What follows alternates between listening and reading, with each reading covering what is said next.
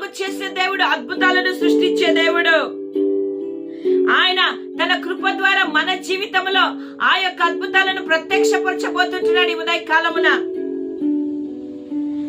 ఒకటి భవిష్యత్తే కాదు, నిన్న నేడు ఒకే రీతిగా ఉన్నాడు. ఈ రోజు కూడా అద్భుతాలను చేయగలిగిన దేవుడు ఆయన. హల్లెలూయా. నువ్వు నమ్మాలి, దేవుని వైపు చూడాలి. గుడ్డి భర్తమై తనకు అద్భుతము కావాలని ఎదురు చూశాడు. ఈరోజు దేవుడు అద్భుతము చేస్తాడని నువ్వు ఎదురు చూసినట్టయితే నీ జీవితంలో కార్యమును నువ్వు చూడగలుగుతావు. హల్లెలూయా.